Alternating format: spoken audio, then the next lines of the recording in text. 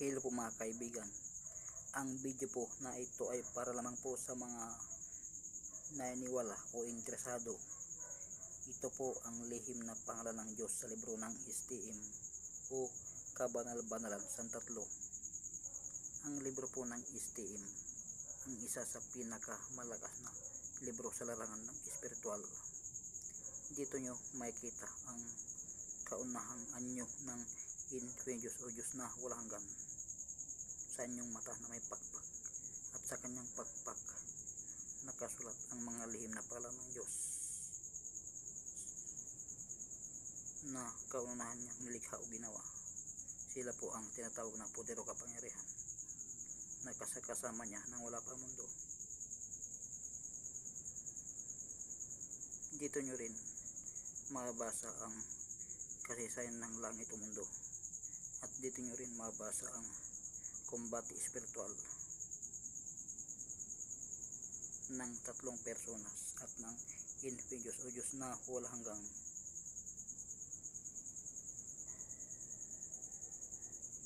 Ng Diyos o Diyos na walang hanggan mula simula hanggang sa kanilang pagtatapos, at sa sila'y magkasundo at umakyat sa ikapitong susun ng langit.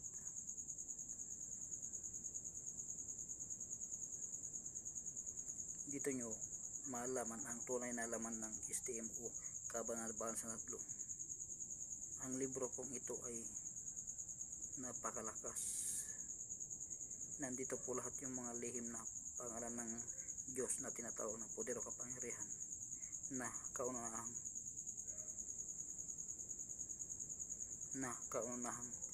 nilikha o ginawa ng Diyos o Diyos na walang hanggan o Diyos na walang hanggan nang wala pa ang mundo.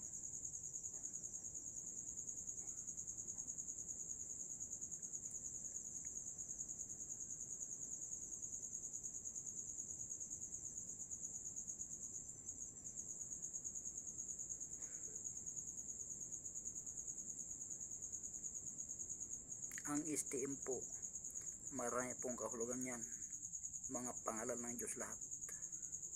Sila po ang tinatawag na poder o kapangyarihan na kung iyong tataglayin ay lalakas ang iyong pangatawan at espiritual na kapangyarihan.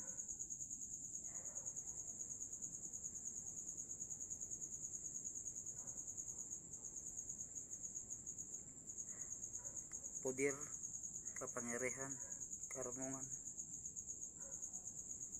iba't ibang kapangyarihan ang iyong tataglayin.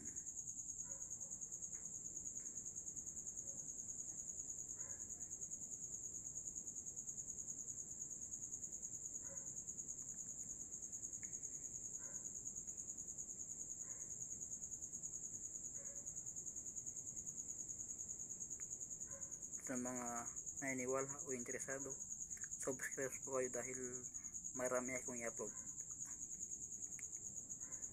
na check po, siguradong magustuhan ninyo. Salamat po. Marami na akong na-upload, napakarami na.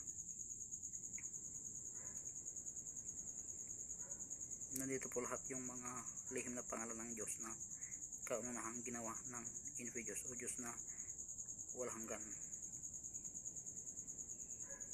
na kasama niya nang wala pang mundo. Salamat po.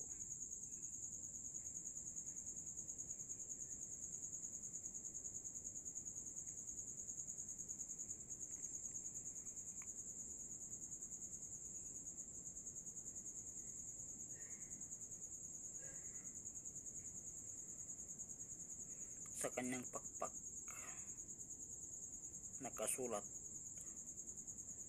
umabasa ang mga lihim na pangalan ng Diyos. Sila po ang tinatawag na poder o kapangyarihan na kasama ng Diyos o Diyos na walang hanggan nang wala pa ang mundo. Napakaraming lihim na pangalan.